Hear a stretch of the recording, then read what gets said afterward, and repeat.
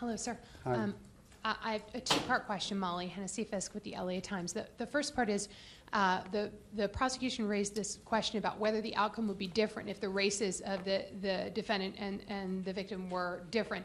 Do you think it would have been different if George Zimmerman was black?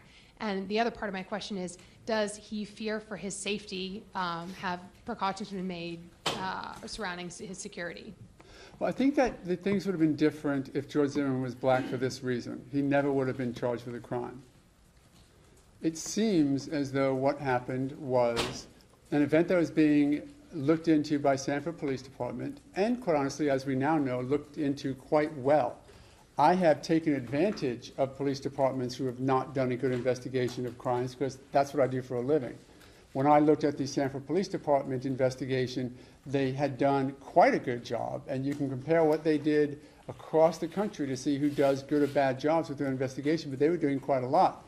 What happened was this became a focus for a civil rights event, which again is a wonderful event to have, but they decided that George Zimmerman would be the person who they were to blame and sort of use as the creation of a civil rights violation, none of which was borne out by the facts.